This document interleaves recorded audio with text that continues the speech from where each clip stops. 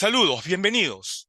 Una nueva jornada de EduMate en línea que con su lema Matemática lo más fácil de aprender ofrece a la comunidad educativa y la ciudadanía en general contenidos a efecto del análisis del acto educativo y aquello que pueda servir para su mejoramiento continuo. Este ciclo de conferencias es un homenaje a Emma Blacker, maestra de generaciones, creadora del sistema NUFRAC y Divertimat. NUFRAC, nuestra forma de razonar y aprender científicamente, catalogado como un sistema del constructo racional. Quien les habla, Guillermo Ruiz Guevara, es un licenciado en educación con una maestría en ingeniería de sistemas.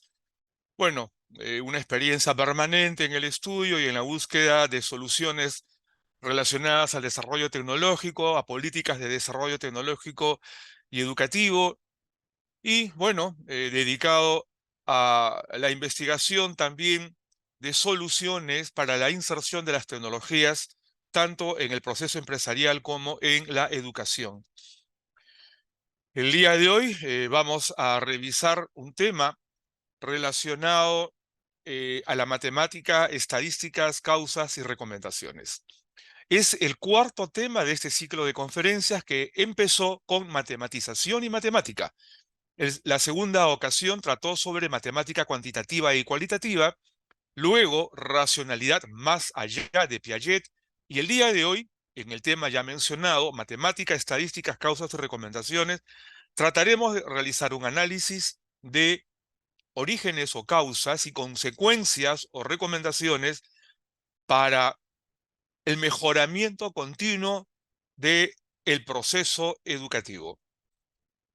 En la sesión inicial de este ciclo de conferencias se desarrolló el concepto matematización del pensamiento, identificando la diferencia que hay entre matematización y matemática aun cuando correspondan a un todo integrado.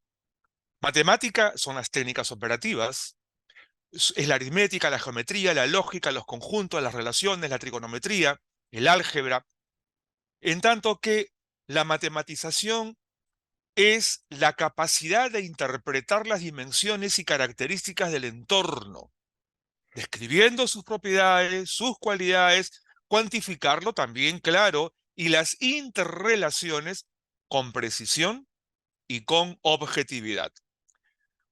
Matematización del pensamiento se evidencia con un acto de razonar y una racionalidad evidente que nos permita apreciar el desarrollo intelectual y la habilidad cognitiva del participante o del estudiante. En la segunda sesión observamos algo relacionado a la matemática cuantitativa y cualitativa, y aunque fue una sesión esquemática, porque este es un tema muy profundo y amplio, se observaron aquellas variables que tienen que ver con la cuantificación, la parte algorítmica de la matemática, y lo cualitativo, la parte racional, aquella parte en donde el individuo sabe apreciar las condiciones del entorno. Hay una escuela cuantitativa que apareció después de la Segunda Guerra Mundial con los casos de logística y toda la organización cuantitativa que se previó para el abastecimiento de los frentes de guerra. Y esto lo adoptaron las empresas privadas luego, y hasta la fecha existen una serie de procesos de gestión empresarial basados en matemática cuantitativa. Pero la escuela cualitativa va mucho más allá y está muy presente en los actos cotidianos cuando hablamos de ingeniería de procesos. Antes hablamos de organización y métodos. Cuando se trata de apreciar la cualificación de los datos, cuando se trata de hacer analítica, entonces aquí ya interviene esta escuela denominada cualitativa enfocada en el proceso de toma de decisiones.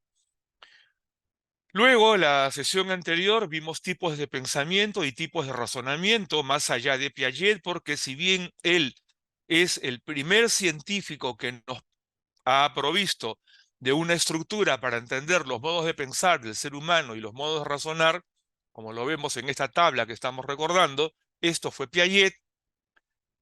Hoy se avanzó mucho más allá. Y casualmente un discípulo de Piaget, Frederick Fester, añadió el tipo de pensamiento sistémico y el tipo de razonamiento experto en la relación todo-todo. Posteriormente, Edgar Morin, con el pensamiento recursivo y el razonamiento de la complejidad. Y actualmente hay un debate entre distintos centros académicos sobre el pensamiento vibracional y el razonamiento cuántico. Pues bien, llegamos a la fecha para ver, en relación a la matemática, el capítulo que versa sobre las técnicas, las fórmulas y aquello que corresponde, ya se citó, a la matematización, a la racionalización sobre el entorno. Pero vamos a ver también el efecto de las estadísticas y por qué su importancia. Un muy prestigiado profesional de la estadística, Carlos Araujo, uruguayo, él menciona que la estadística es una disciplina independiente de la matemática. No le falta razón. La estadística ha llegado ya a una identidad propia y lo vamos a citar en unos slides posteriores. Pero también necesitamos reflexionar sobre las causas, no solamente sobre el estatus de la educación, sino aquellos aspectos alrededor de la educación. Y fijarnos en algunas recomendaciones, no las recomendaciones típicas que también las vamos a citar, sino otras más que consideramos importante tenerlas en cuenta. Las vamos a compartir y empezamos. Empezamos revisando aquello relacionado a los tipos de matematización, de matemática, lo cuantitativo, lo cualitativo, y precisar entonces el ámbito que corresponde a la matemática, ¿no? Y entender que es un todo integrado. Y evitar que los estudiantes nos pregunten, profesor, ¿qué toca, geometría o matemática? Porque si un estudiante pregunta así es porque no sabe que la geometría es un componente de la matemática. Tampoco es conveniente hablar de las matemáticas, porque tampoco existen las biologías, como no existen las físicas. En el ámbito de la física hablamos de una electrónica, óptica, mecánica, son componentes de la física. En el ámbito de la biología igualmente hay diversos componentes, pero la biología es unitaria, una disciplina, y en el ámbito de la matemática también. Por usos y costumbres se pluraliza, ¿no? Se habla de las matemáticas, pero eso tiene que ver con la racionalidad, justamente, con el acto de razonar, con la responsabilidad de los educadores para el buen manejo de la palabra. Porque cuando empezamos a expresarnos, no importa de qué manera, sin razonar lo que citamos, empezamos a distorsionar nuestra propia facultad comunicativa y nuestra capacidad de pensamiento, y nuestra capacidad de electroquímica funciona de cualquier manera, menos de una manera gobernada, es decir, no razonada. El razonamiento es una suerte de gobernanza del acto de pensar. Es conveniente entonces ser cuidadoso. Si un estudiante habla de las matemáticas es porque no conoce lo sustantivo de la matemática. Y de esa misma manera, hay muchos términos en el ámbito de la matemática que generan ciertas confusiones, ¿no? Cuando veo a los colegas en educación primaria decir, enseñamos a restar, y las unidades y las decenas y las centenas para poder hacer la operación cuando tenemos cifras menores por cantidad a las cuales le vamos a restar y aparece una cifra mayor y decimos, le presto. Lo que se presta se devuelve. Y una técnica operativa de restar, hablando de prestar, jamás se devuelve.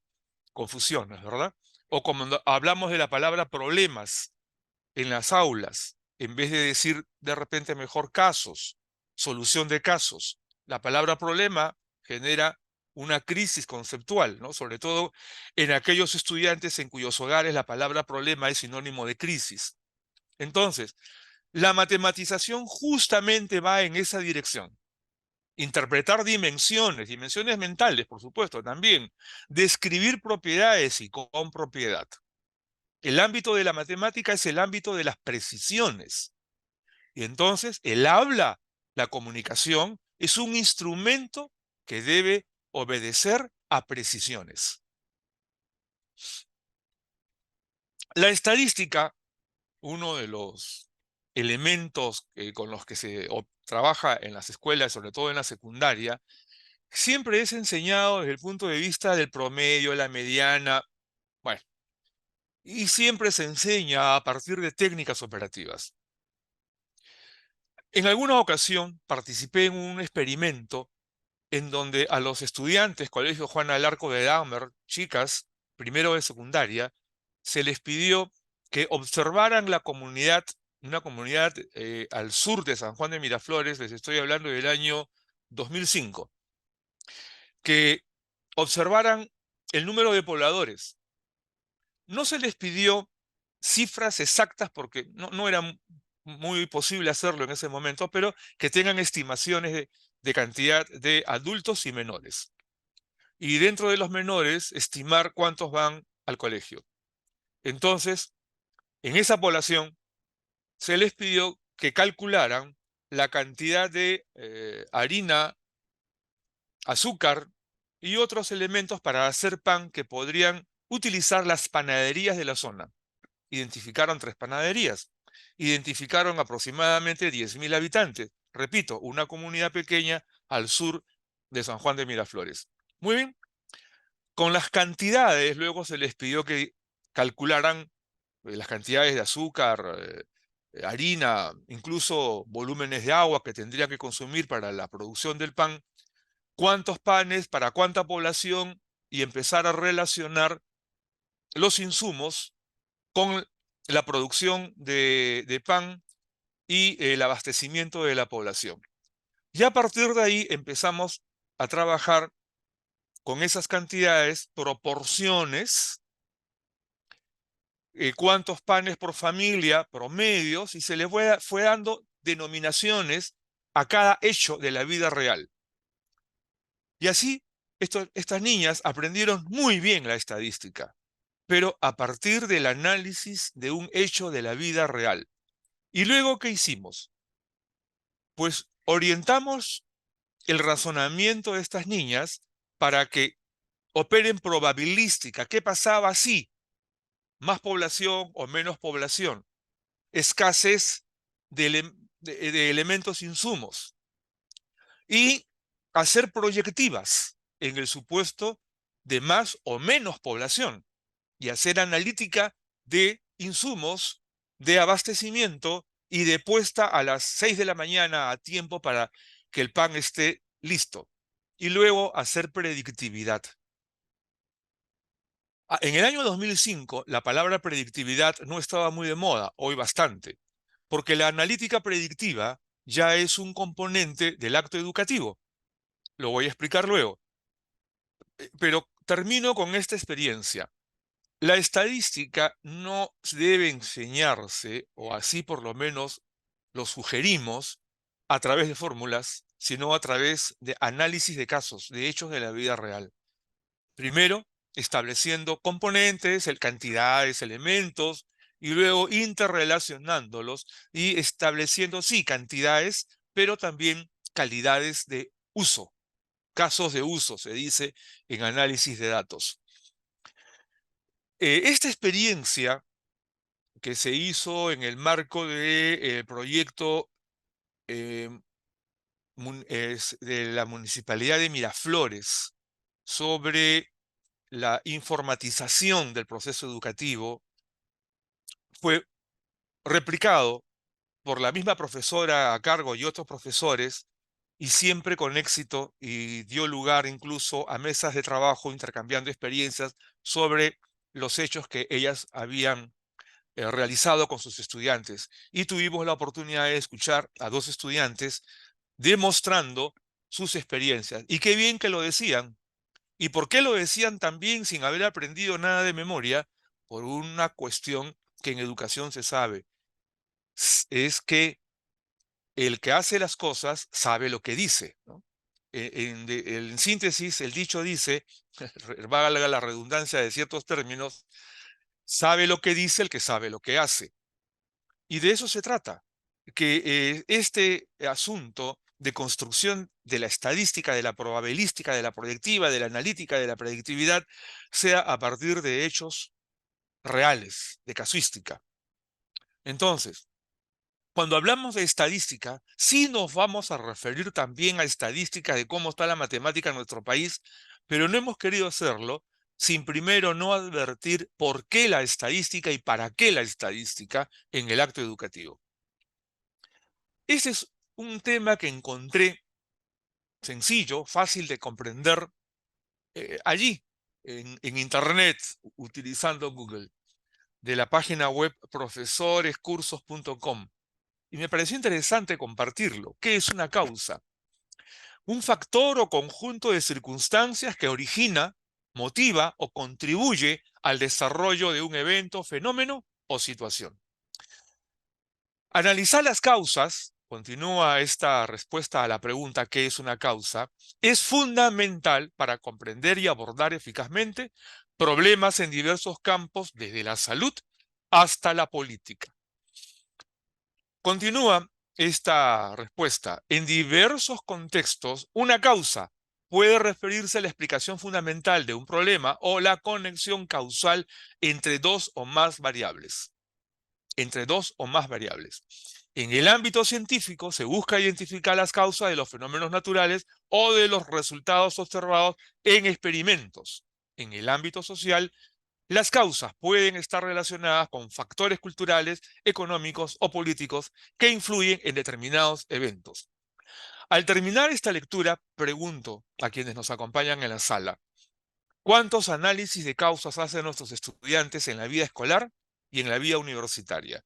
Bueno, en la vida universitaria ya empiezan a hacerlo, ¿no? Y en la educación superior no universitaria también ya empiezan a hacerlo. Pero ¿llegaron aprestados? ¿Llegaron con la suficiente experiencia de análisis de causas para comprender con solvencia de raciocinio el análisis de causas? ¿Detectar causas? Hay una problemática en la educación contemporánea. No hay una correlación uno a uno o par entre educación básica regular y las exigencias de la educación superior, universitaria o no universitaria. Aun cuando la no universitaria está orientada a los aspectos técnicos y tecnológicos y la universitaria a los aspectos ya de sistemas y de desarrollo de soluciones, estos dos ambientes de la educación superior tienen que ser la prolongación de la educación básica regular. Y eso no está sucediendo. ¿Por qué? Porque en la educación básica regular nos dedicamos a proveer datos en las cabecitas de los estudiantes sin experiencia analítica, sin experiencia de análisis de causas, de orígenes, y entonces tampoco pueden prever el futuro, porque el que no sabe analizar el origen con mucha dificultad va a analizar las consecuencias. Entonces, es importante que empecemos a trabajar juntos, EBR, Educación Básica Regular, y Educación Superior. ¿Y qué es una causa? También vamos a desarrollarlo respecto al tema que nos interesa el día de hoy, sobre las causas que problematizan el adecuado desarrollo de la enseñanza de la matemática. Continuemos. Vamos a ver algunas recomendaciones típicas. Revisando documentos del Ministerio de Educación, diversos documentos, encontramos algunas frases clásicas en los documentos que redactan los docentes y los directores. Hemos encontrado comunes denominadores, frases que se repiten y hemos recopilado algunas de ellas, las vamos a revisar. Por ejemplo, dice, necesita apoyo. Como conocemos, hoy en día hay una rúbrica y la evaluación por competencias precisa que los docentes expliquen sus resultados, ¿no? Entonces, encontramos esta frase en gran cantidad.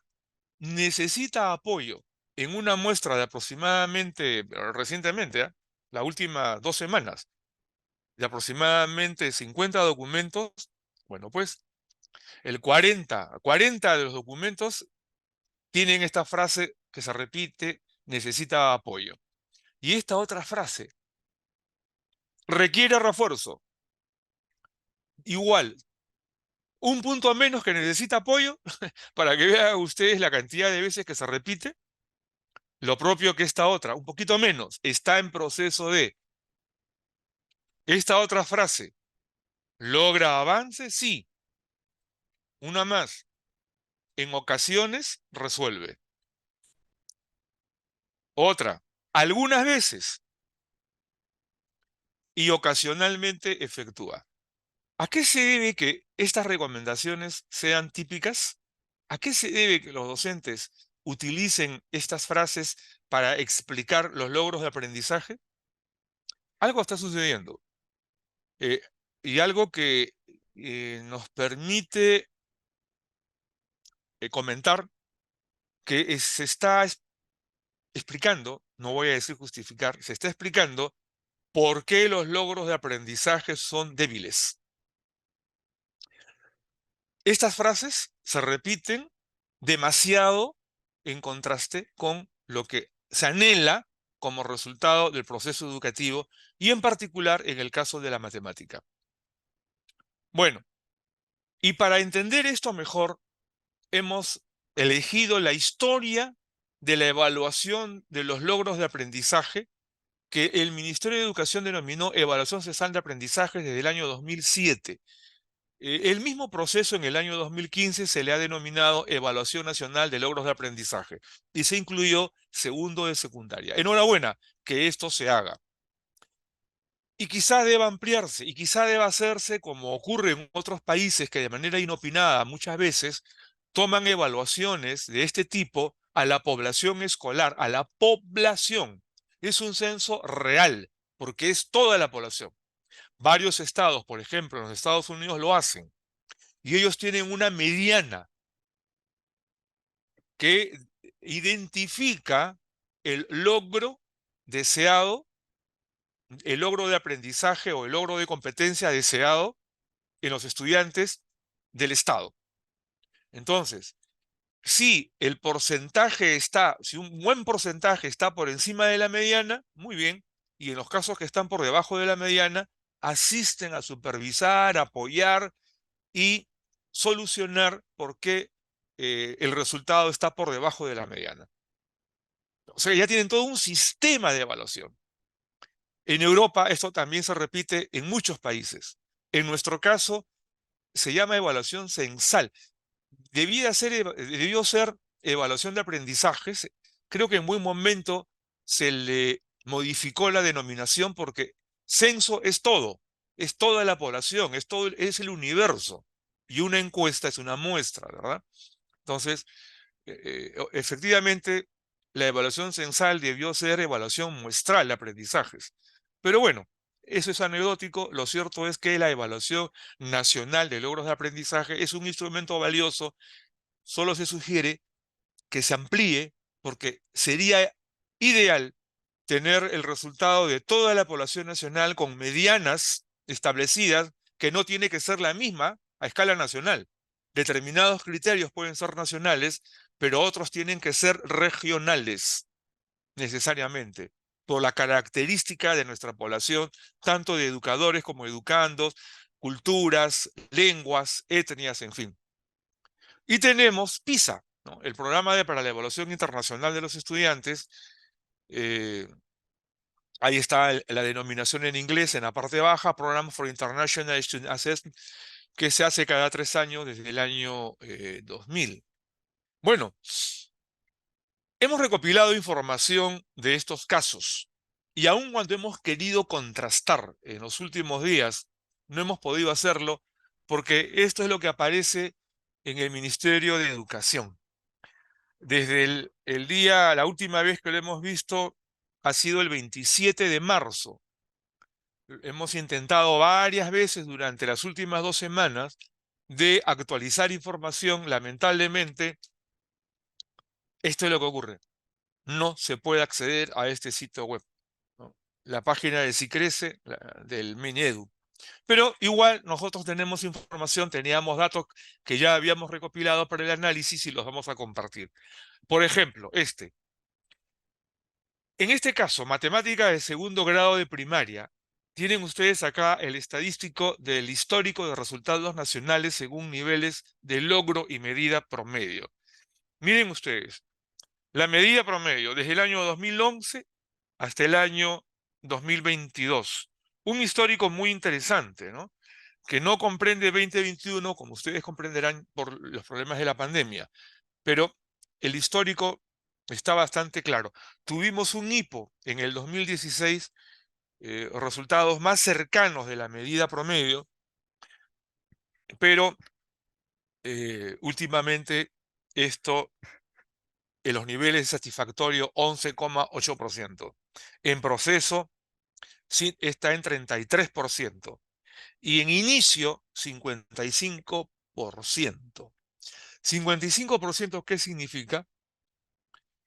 Significa que los chicos no han aprendido matemática, que no han aprendido las técnicas operativas que se les enseña, porque en eso se centra la matemática en la escuela. Y si están así, ¿cómo pueden llegar ellos a la educación superior? Quiere decir, si tomamos este dato y acaso lo proyectamos como una promoción de egresados, eh, y se repitiera y fuera constante este 55% de segundo grado de primaria hasta que terminan la escuela, hasta que terminan la secundaria, vamos a suponer que es 50%, el 50% de la población egresada de la escuela llegan a educación superior con un mínimo dominio o mínimo de competencias en matemática.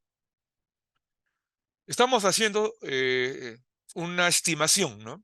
Pero el dato concreto acá, matemáticas segundo grado de primaria, es que el 55,1 está en inicio, que el 33,1 está en proceso y que el 11,8 está en un nivel satisfactorio.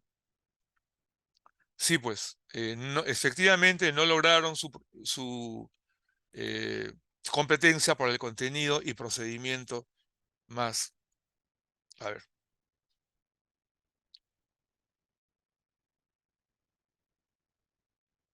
bien. ¿Qué es lo que estábamos viendo, no? Este cuadro. Ahora, veamos el siguiente cuadro. Y aquí hagamos una suerte de comparación, porque este cuadro ya hace un análisis de carácter nacional eh, por género, mujer-hombre, por tipo de escuela público-privada y por segmento poblacional urbano-rural. Y ahí están los resultados, ¿no? Y noten ustedes que en el caso de a escala nacional, em, tenemos la comparación del 2019 con 2022. En el año 2019, el nivel satisfactorio nacional era 17% y en el año 2022, 11,8%. Inicio el análisis por allí porque al comienzo se decía, esto es culpa de la pandemia, pero haciendo un análisis más detenido, caímos en la cuenta que no, la pandemia no era la culpable. Explico. Los estudiantes tienen un proceso de interiorización de las nociones y de los conceptos que se amplía hacia las técnicas operativas. Recuerden que estamos hablando de matemática, educación básica regular. Bueno, y esto es una secuencia a lo largo de los años que permite ir afianzando el dominio del concepto y de la técnica operativa. También suma, claro está, el entrenamiento. ¿A qué me refiero? A que cada día van al colegio, que cada día hacen tareas, a que cada día están en el contacto con la actividad de estudio, que se perdió durante los días de pandemia. Pero pregunto, ¿también se perdió entonces la formalización de los conceptos? Porque si estuvieron bien fijados, no tendrían por qué haberse perdido. Si el estudiante sabe cuál es la estructura de una suma y cómo se suma, y tiene claro el concepto, seguirá sumando bien. Y no porque hubo pandemia, dejó de sumar bien, o de multiplicar bien, o de hacer una operación algebraica bien. Cuando los conceptos están debidamente afianzados, no se pierden. Solo se pierden cuando la memoria falla. Y como generalmente se enseñan técnicas operativas que apuntan al ejercicio memorístico, ahí está el problema. Y esto lo comprobamos al hacer una sesión exploratoria con estudiantes de 3 colegios. Y claro, el problema era efectivamente que no tenían los conceptos afianzados. Entonces, esta caída del año 2019 al año 2022 no es la pandemia, o por lo menos esa es nuestra hipótesis. Fue el pobre afianzamiento de los conceptos de la matemática. Quiere decir que la historia de la enseñanza no estuvo bien. Ojo, este segundo grado, ustedes me dirán, ok, pero segundo grado tenían solamente un año en la escuela. Sí, pues, pero ¿y el aprestamiento para la noción de suma en inicial entonces tampoco funcionó? Y en cuarto grado no es distinto, en cuarto grado es igual. Y recuerden que para el año 2019 ya se hacía también con segundo grado de secundaria y los resultados son los mismos,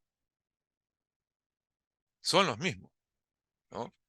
Ahora bien, veamos este otro.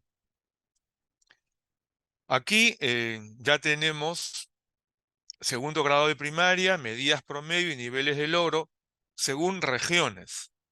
Y tenemos que, en proporción a su población, Loreto es el caso más crítico.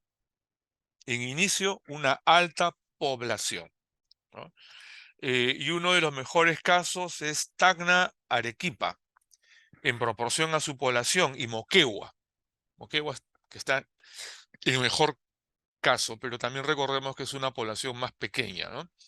Lo mismo ocurre en Proceso, y miren ustedes el nivel satisfactorio en donde la crisis es mayor, es Loreto, Madre de Dios, San Martín. Son los lugares en donde se tendría que hacer un mayor refuerzo o trabajar con los maestros para que esto mejore. Los maestros no son el problema, los maestros son la solución, pero esa solución nace en las facultades de educación. Alguna vez discutía con especialistas del Ministerio de Educación, quienes contrataban a las facultades de educación para hacer labor de reforzamiento, de capacitación en el capítulo actualización a los docentes. Yo les decía a los especialistas del ministerio, ¿por qué insisten con más de lo mismo? Si nuestros profesores no están bien y provienen de alguna facultad de educación, más bien vamos a la facultad de educación a ver qué están haciendo. De pronto, la escasa investigación, innovación, hace que esos profesores estén haciendo siempre lo mismo y no están ayudando como se debiera a sus estudiantes. Y esta es la causa que dichos profesores, estudiantes en la universidad, profesores ya en ejercicio, pues no estén dando los resultados esperados porque les están enseñando lo mismo que en las últimas décadas se ha venido haciendo, que los profesores de matemática atienden el currículo como si se tratara de una maratón, rápido, acaba el currículo porque te van a evaluar, tienes que avanzar y recurre a las técnicas operativas como se enseña la matemática a través de fórmulas, ¿no? Entonces, mientras no se enseñe la matemática de forma experimental, los resultados van a ser los mismos. Mientras la matemática se siga enseñando de forma algorítmica y no el origen del algoritmo, los resultados van a seguir los que están en esta pizarra, en pantalla de la computadora, porque ya estamos viendo que en los últimos decenios enseñamos de ese modo y estos son los resultados. Y si a esto le sumamos que los estudiantes de hoy tienen más distractores, Ya no solo televisión, el móvil en el bolsillo, la tablet, la computadora, la abundancia de distractores no ayuda a que los profesores hagan mejor su trabajo. No es el mejor, metodológicamente hablando, y ahora los distractores abundan y perjudica que el estudiante pueda lograr mejores niveles. La dispersión se ha afianzado y no la concentración. Entonces, no fue la pandemia, es nuestra hipótesis. Es la falta de aprestamiento suficiente y de el dominio conceptual del origen de las técnicas operativas de la matemática. ¿Dónde se origina el A más B todo al cuadrado? El origen, y qué igual es el resultado. ¿De dónde se origina el doble producto del primero por el segundo más el segundo al cuadrado, más el primero al cuadrado? ¿Dónde se origina la fórmula del binomio al cuadrado, del trinomio al cuadrado, del tetranomio al cuadrado? ¿Dónde se origina la potenciación? ¿Qué cosa es radicalización? Mientras los chicos no tengan el origen de esas cuestiones que se pueden enseñar geométricamente para luego algebrizarlas, entonces no van a lograrse las competencias que anuncia el currículo. Este es un caso, pero veamos esto otro que ya tiene que ver con el programa de evaluación internacional de los estudiantes. Y acá tenemos PISA, ¿no? Aquí está agrupado lectura. No he borrado la S de matemáticas porque este es un documento que pertenece a PISA, no pertenece al autor, al conductor de esta ocasión. Así está, en plural. Eh, y no creo que sea necesariamente un defecto de los amigos de PISA, sino los traductores. Pero bueno, hablan acá de la muestra, hablan acá del año 2022, cómo es que esto se ha ido estructurando. Comento que cada ocasión que se aplica PISA privilegia en determinada área. Esto se originó privilegiando lectura. En el 2003 matemática, en el 2006 ciencias, y luego el ciclo se repitió.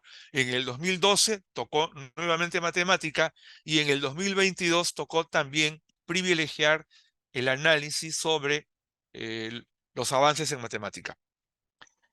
Bien, esa es la manera como se aplica PISA. Esta es la secuencia de pruebas sabidas y ese es el número de estudiantes que han participado.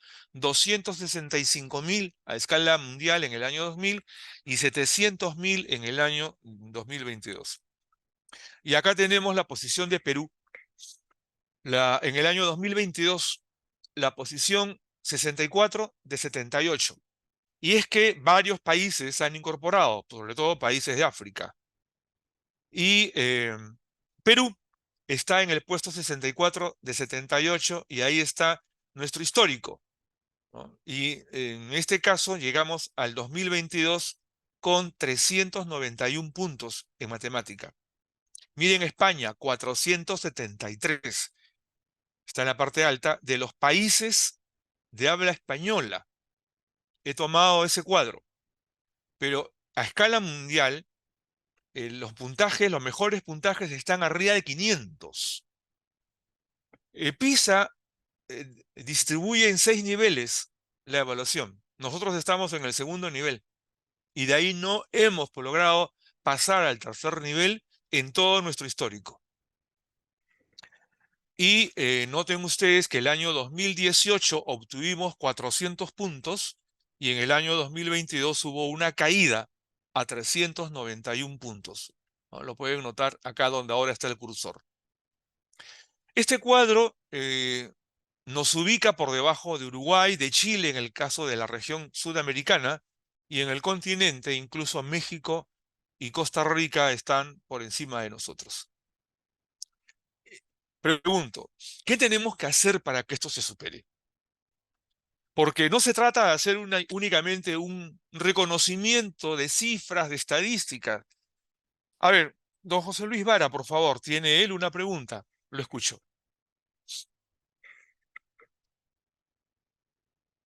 Doctor, una consulta. El ministerio tiene una unidad de medición de la calidad. Se Sí. entiende que esto, al término de un proceso formativo, año escolar o de proceso bimestral, Ujú. ellos deberían de ver el avance, ¿no? Para eso hay unidad, UGL, TREL, direcciones. Yo creo que por ahí debe haber un tema de medida correctiva de política, ¿no? Porque si no vamos a estar en lo mismo, como usted bien dice, ¿no? Sí, Bueno, ha pasado lo del COVID, bueno, no es una, digamos, situación que podemos decir, ¿no? Por causa del COVID, no. Pero sin embargo también ha hecho toda una movilización, pues, del uso de tecnología en todo nivel, ¿no? O sea, también debemos de ver, en eso se ha avanzado, ¿no? Pero en el tema de razonamiento, ¿no? O lo que usted está indicando, cuando nos comparamos con estándares internacionales, vemos que estamos, pues, como se dice, en la cola, ¿no? Pero también hay responsabilidades, ¿no? De unidades que se han creado, ¿no? La nueva unidad que se ha creado es la unidad de medición de la calidad del ministerio. Yo creo que por ahí debe sí. haber, pues, políticas que permitan mejorar ese aspecto, ¿no? Disculpe por extenderme. Debieran. Pero si encontramos nosotros las estadísticas, la unidad de medición, efectivamente, ellos son los que han publicado los cuadros anteriores. Esto que ven ustedes, a ver, aquí está el logo UMC, Unidad de Medición de la Calidad. Ellos son los que publican estos datos, pero cómo mejorar estos resultados corresponde a la Dirección General de Educación Primaria Secundaria, ¿no? Al viceministro de Gestión Pedagógica. Y los otros viceministerios debieran de acompañar. Hay uno de estrategia, me parece planeamiento estratégico, deberían también aportar con propuestas de solución. No veo esos esfuerzos. Una propuesta de solución debería de decir, vamos a hacer ahora las cosas de la manera A, y para validar vamos a tener aulas control y experimental, A y B, y del resultado de la experiencia vamos a ver nuevas estrategias, porque de eso se trata, ¿no? Nuevas estrategias, pero no lo estamos viendo. Seguimos haciendo las cosas igual en los últimos decenios, y a pesar que los resultados son los que estamos observando, no conozco investigaciones de campo para construir nuevos modelos metodológicos y soluciones que permitan superar estas cifras.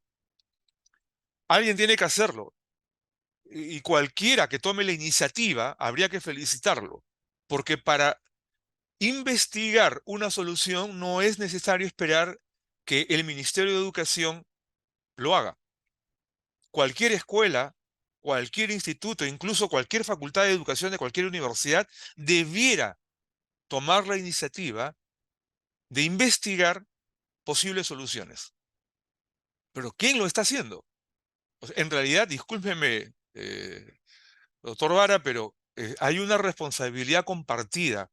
No estamos construyendo soluciones, solamente estamos conociendo estadísticas. En el Ministerio de Educación, por lo menos, no conozco ningún proyecto de investigación para construir alguna solución. Y acá tienen ustedes los cuadros relacionados a matemática, lectura y ciencias. Y miren ustedes, Perú ubicado en la zona roja, la parte inferior, en donde se dice empeora. Ni en el caso de matemática, empeora. En el caso de lectura y ciencias se ha mantenido. Pero quien más muestra los niveles de racionalidad de nuestros estudiantes, futuros ciudadanos, es justamente el ámbito de la matemática. Debiera serlo, siempre y cuando se oriente a la matematización del pensamiento más que a la cuestión operativa de sumar, restar, multiplicar, que también es bueno, pero que debiera de ser una instrumentalización del acto de razonar, no el acto de razonar propiamente dicho. Entonces, es este muestreo estadístico que compartimos a efecto de ir tomando alguna visión relacionada a qué proceso de solución debiéramos construir. Pero quiero mostrarles algo más. ¿Por qué insisto en matematización? Porque la analítica de datos, tanto a nivel de desarrolladores de sistemas como de usuarios de sistemas, es lo que se llama la habilidad digital.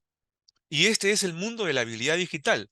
Este mundo en el cual ahora estamos inmersos de la cuarta revolución tecnológica, la cuarta revolución industrial, de la integralidad de la información, que es lo que estamos viviendo ahora.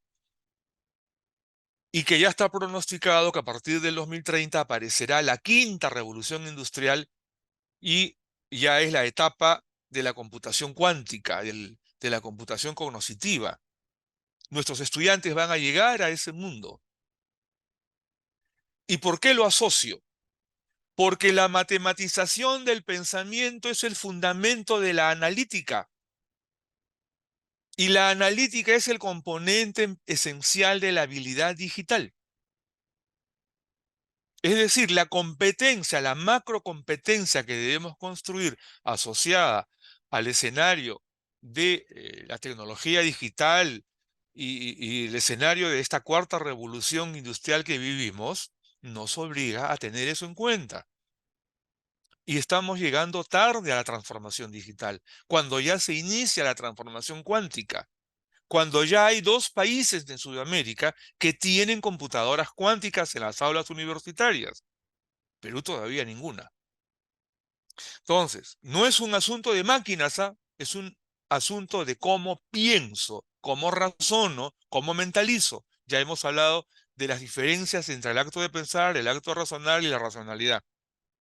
Miren lo que dice este documento. ¿Qué son las habilidades digitales? L- Las habilidades digitales básicas, como aquellas necesarias para hacer uso de computadoras o software a nivel de usuario, en tanto que las habilidades digitales avanzadas se refieren a aquellas necesarias para crear o modificar soluciones digitales o software a través de la programación. O sea, la habilidad digital hay de 2 tipos, ¿no? La habilidad digital básica y la habilidad digital avanzada.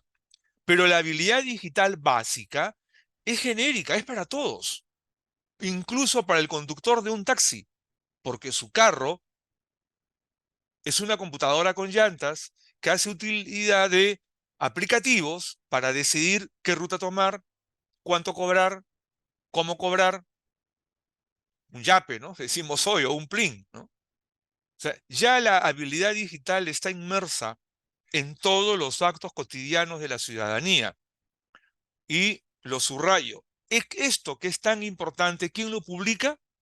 El Banco Interamericano de Desarrollo en el año 2022, en un estudio de campo que hizo sobre el talento digital en Perú. Ese es el documento. Y quien lo desee, pídamelo. Se lo enviamos en el archivo digital. Tengo los 2 documentos, el resumen y el documento grueso completo, en donde están todas las tablas, todas las estadísticas y todo el análisis que se hizo en el caso peruano. Pero continuemos con esto. Miren esta parte del documento. Es la misma página. ¿Qué dice acá? Dice, a nivel global, el proceso de transformación digital se aceleró por la pandemia y está generando, lo subrayo, una demanda por parte del sector productivo de trabajadores que cuenten con habilidades digitales. Porque ¿qué ocurrió durante la pandemia? Teletrabajo, podría llamarse también trabajo digital, ¿no? Abastecimiento justo a tiempo, basado en analítica de procesos. ¿Por qué? Las empresas ya no tenían la disponibilidad de insumos de cualquier manera y a cualquier hora. Entonces tuvieron que racionalizar los procesos de abastecimiento, asistidos por análisis de datos y sistemas de información, computadoras, pero esencialmente fue habilidad digital para tomar decisiones. Y miren lo que dice acá, las brechas de habilidades en varios países, ¿no?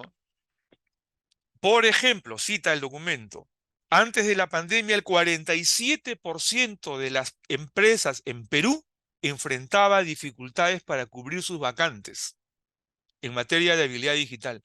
Porque hoy en día las empresas, cuando contratan, y no digo del año 2024, ya hace 10 y más años, empiezan a evaluar al candidato sobre habilidad digital, manejo de sistemas de información, desde ofimática, lo esencial. Y para el año 2018, antes de la pandemia, el 47% de las empresas peruanas ya enfrentaba dificultades para cubrir sus vacantes. Y esos candidatos que no satisfacían a las empresas, seguramente era porque en la escuela básica regular y en la universidad no los prepararon para el análisis, para la matematización, que es el gran aprestamiento, la matematización es el gran aprestamiento para la analítica. Miren esta otra página del mismo documento. ¿Qué dice acá? Demanda insatisfecha por perfiles laborales vinculados a estas nuevas tecnologías. Y allí anuncian que en los próximos años será de alta prioridad y se incrementará significativamente el número de empresas que esperan adoptar robots no humanoides e inteligencia artificial para sus procesos de producción. Es decir, puede darse un desplazamiento. Pregunto, ¿y esa población que a pesar de la habilidad digital no tengan una oportunidad donde robots han sustituido la mano de obra, qué van a hacer? Y no es que el mercado se está reduciendo, ¿ah? Porque están apareciendo otras oportunidades laborales. Lo que pasa es que no estamos preparando a nuestra juventud para esos otro tipo de espacios laborales basados en tecnología digital. ¿Qué más dice acá? En la parte de abajo, un pronóstico del Foro Económico Mundial. Los empleadores esperan que para el 2025 las actividades con roles reemplazables declinen al 9% de la fuerza laboral. Hay un 9% de puestos de trabajo que se van a perder. ¿Qué más dice acá? Los 85 millones de empleos pueden ser desplazados por un cambio de la división del trabajo entre humanos y máquinas. Y 97 millones de nuevos empleos pueden surgir. Sí, ya se está observando. Efectivamente, hay nuevos espacios laborales, pero siempre basados en habilidad digital. Y acá ya esto para los expertos, la industria de software empleará más de 12 millones de personas. Esto está sucediendo, estos son hechos reales. ¿Estamos preparando a nuestros estudiantes para que compitan en este ambiente? Subrayo lo que dice acá. Esta evidencia apunta al crecimiento en importancia que tienen y tendrán las habilidades digitales para determinar la empleabilidad y competitividad y productividad de los trabajadores y de las empresas. Ese es el objetivo que importa más a la educación superior hoy en día. De lo contrario, estamos fracasando en nuestro rol. Miren el caso peruano ya más explícitamente. Subrayado, la evidencia sobre el estado de avance del proceso de transformación digital y sobre la demanda de talento digital avanzado entre las empresas en el país es escasa. El BID dijo en el año 2022 que el talento digital en Perú es escaso. Y subrayan que el 50% de las empresas no cuentan con un plan de transformación digital. Y que solo un 21% de las empresas en Perú cuenta con las capacidades digitales requeridas para realizar un proceso de transformación digital adecuado. Dice este documento, citando a CEPAL, que alrededor del 30% de la población del país cuenta con habilidades digitales básicas, Solo el 30%, ¿no? 20% con habilidades intermedias y solo el 10% con habilidades digitales avanzadas. Asistiendo a este documento de CEPAL, quiere decir que hay un 40% de la población peruana que está en cero respecto a este tema. Dice acá, si bien se tiene evidencia de la carencia de habilidades digitales básicas en Perú, ¿no? Pues ocurre que en otros países, en cambio, sí han tomado iniciativas para solucionar esto. Vean este documento, brecha de habilidades digitales en Perú. Solamente el 24% de los directores y gerentes tiene habilidades digitales. Solamente el 15,6% de profesionales científicos. Qué raro, ¿no? O sea, deben ser muy buenos en física, en biología, pero en el caso de los profesionales técnicos, el 34%, claro, porque tienen responsabilidades operativas, ¿no? Jefes y empleados administrativos, 32,5%, igual que los trabajadores de servicios. Trabajadores agropecuarios, 42%. Esto es un déficit, más bien, brecha de habilidades digitales, ¿no? Brecha de habilidades digitales. Los obreros, artesanos y electricistas, el 75% está en el ámbito de la no habilidad digital. Industriales y conductores, 50%, y otras ocupaciones elementales, 46%. No deja de ser significativo que solo el 24% de directores y gerentes tienen habilidades digitales avanzadas. Bueno, esa es nuestra realidad. ¿Qué hacemos? La educación superior tiene acá mucho por hacer. Y también la educación básica. Repito, la habilidad analítica que queremos desarrollar en educación superior depende de la matematización del pensamiento que haya sido desarrollada en la escuela básica. ¿Qué son habilidades digitales? Lo reitero, ya se revisó en un slide anterior, pero ¿por qué lo reitero? Porque es necesario que lo tengamos muy en cuenta. Las habilidades son el soporte de las capacidades y las capacidades son el soporte de las competencias. Si esta habilidad referida en este documento del BIT a las habilidades digitales básicas como a las habilidades digitales avanzadas, no lo atendemos y no tiene correlación con la competencia digital cuya descripción ahora aparece en el slide, la capacidad para observar, buscar, analizar, evaluar, clasificar, registrar, producir y compartir información.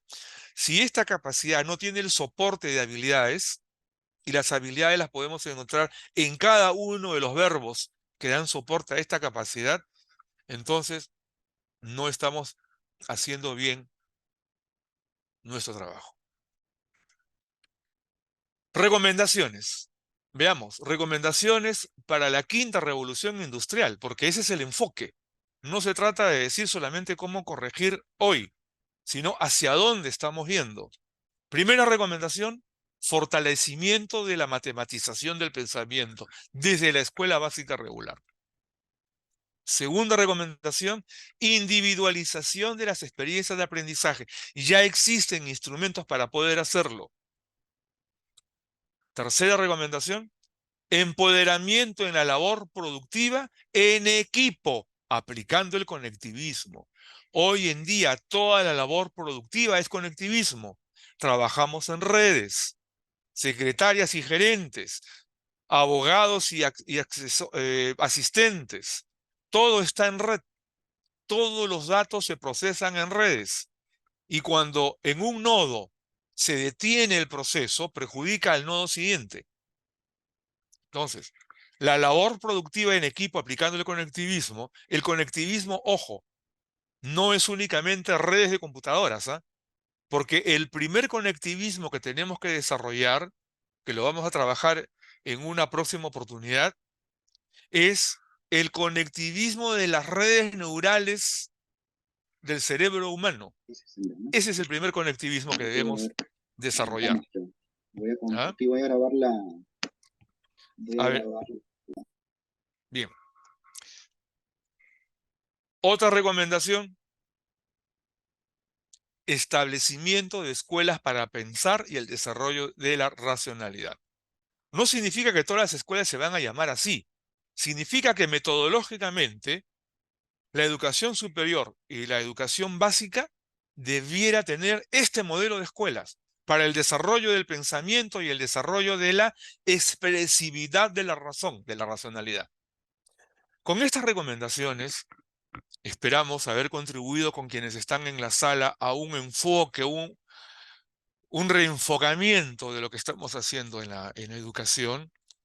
Y paso a hablar nuevamente qué está haciendo Edumate, ¿no? Edumate casualmente propugna el uso de un laboratorio para la enseñanza de la matemática, llamado Divertimat, desde el cual se pueden operar todos los contenidos del currículo de la matemática. El laboratorio de matemática, que es convertir todas las aulas sin excepción con medidas y características que permitan ya identificar aspectos relacionados a las nociones de la matemática, desde el tamaño de la pizarra hasta las características de los anaqueles, de las mesas, todo. EML es ejercicios de matemática en línea con resultados estadísticos inmediatos para quien aplique, y se pueden hacer concursos a escala de aula, grado, colegio, región, país, en fin. Y PECMAT son profesores especializados a casa. Divertimat son materiales manipulables, LabMat, ambientación del aula, EML, ejercicios en línea, y PECMAT, profesores a casa, es un servicio. Con Divertimat se puede construir diversos aspectos de la matemática. Más adelante voy a poner un ejercicio justamente utilizando estos materiales. Aparte del que ahora se ve en pantalla, ¿no? De la construcción del binomio al cuadrado y de la construcción del trinomio al cuadrado. Son piezas reutilizables, reemplazables e intercambiables. LabMat, ya se dijo, es cómo ambientar el aula para tener una serie de instrumentos que permitan familiarizar al estudiante con distintas nociones de la matemática, y las líneas estratégicas que recomendamos son tres: la matematización del pensamiento, la educación en actitudes para formar en la autonomía, y la educación en las macroaptitudes racional, funcional y ambiental. Es un modelo de política educativa, ¿no? A ver, ¿qué les quiero mostrar acá?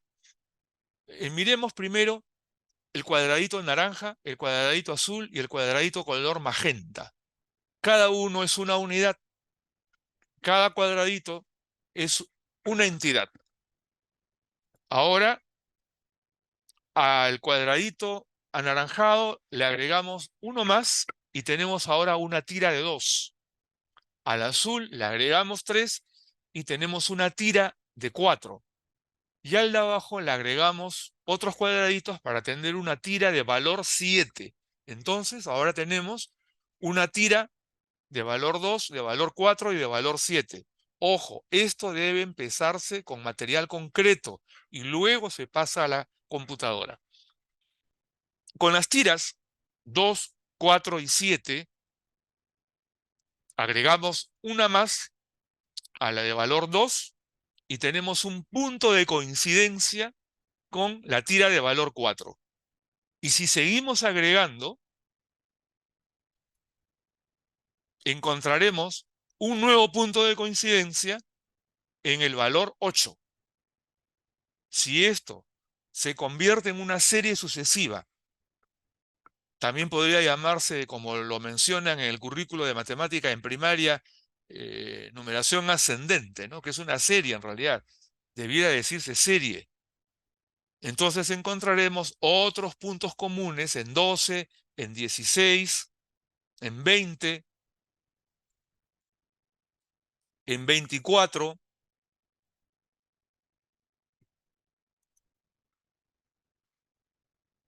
en 28, ¿no? Y en 28.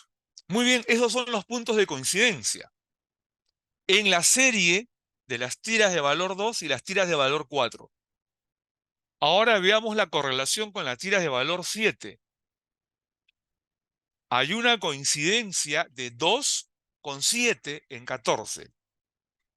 Por eso se ha puesto en color verde, ¿no? No hay coincidencia con la tira de valor 4. Pero si continuamos, hay otra coincidencia, ahí se observa, en la tira de valor o en el valor 28. Muy bien. ¿Por qué he presentado este ejercicio? Veamos lo que dice acá abajo. Las tiras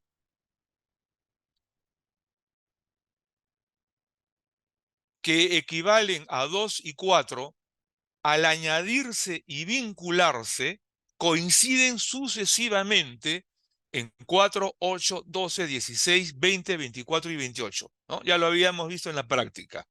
Las tiras que equivalen a 2 y 4, al añadirse y vincularse, añadirse porque es una serie, ¿no? ¿Y por qué vincularse? Porque las correlacionamos. 2 y 4 coinciden sucesivamente en 4, 8, 12, 16, 20, 24 y 28. Muy bien. Vayan ustedes observando qué otras relaciones hay, ¿ah? Las tiras que equivalen a 2, 4 y 7 al añadirse y vincularse coinciden en 28. Las tiras que equivalen 2 y 7 añadidas, vinculadas, coinciden en 14, ya lo habíamos visto.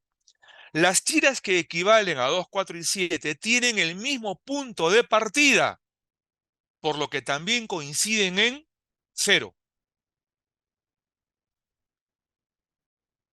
Esta coincidencia en 0, los chicos la descubren cuando llegan a la universidad. Lo reviso porque trabajo en la Universidad Nacional de Ingeniería y he hecho algunas experiencias con los cachimbos. Cuando se les preguntan por los múltiplos comunes, ¿no? Estos son los múltiplos comunes, pues. Y les decimos cuál es el menor múltiplo común. Están preocupados por ver en la serie y cuando les ponemos 2, 4 y 7 dicen 28. Y si les decimos, ¿hay algún otro múltiplo común menor a 28? No lo encuentran, no lo ven. Oigan, pero no es cierto que 2 por 0, 4 por 0, 7 por 0, el punto de partida, el punto 0, es también un múltiplo común. Bueno, en la uni yo tengo 2 años y recién hemos empezado a corregirlo, a la anotación que tiene ahí el profesor. Lo que ocurre es que estamos muy anclados en las técnicas operativas, muy anclados, ¿no? Y eso no hablo de la uni ahora, porque también he hecho experiencias de San Marcos y en otros lugares. El fenómeno se repite. Las nociones de la matemática no están siendo bien enseñadas.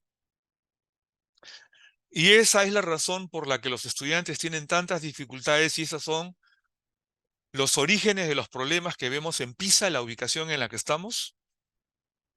Esos son los orígenes de la evaluación de logros de aprendizaje en donde estamos con puntajes tan pobres, porque insistimos en enseñar de manera sintética cuando los estudiantes, por su capacidad químico-eléctrica del cerebro y sus facultades para razonar, en primaria lo hacen de manera analítica, no sintética.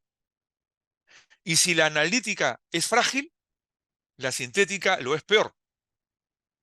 Por eso cuando enseñamos de memoria en secundaria también tenemos problemas. Y por eso en la universidad, donde todo es análisis y síntesis inductivo-deductivo, los chicos tienen serios problemas, ¿no? Y por eso en el año 2022, en la mayoría de universidades del país, se rompió el récord de jalados en matemática entre los cachimbos. Digo mayoría porque no tengo información de todas, tengo información de algunas. Y aquellas en donde tengo información, en todos los casos de las que tengo información, se rompió el récord de jalados en matemática en el año 2022. Y no se restituyen los porcentajes adecuados, ¿no? Esta es nuestra realidad. Bien, eh, disculpen si a veces parezco severo, pero el análisis de este caso y el hecho de estar permanentemente viendo cómo se opera la matemática nos conduce a encontrar estas afirmaciones, ¿no? En el ejercicio que acabamos de observar, cada coincidencia es un múltiplo común. Cuando hablamos del menor múltiplo común, miren cómo lo he dicho, menor múltiplo común, MMC. En matemáticas se dice, por razones de usos y costumbres, mínimo común múltiplo, ¿no? Mínimo común múltiplo. Así está en los textos, mínimo común múltiplo. Cuando con propiedad debería decirse el menor múltiplo común, en todo caso, ¿no? En la serie de múltiplos comunes hay uno que es el menor. Y para todos los casos, el menor es cero. Bueno, muchas gracias por la atención el día de hoy. Gracias por la atención a todos, de verdad.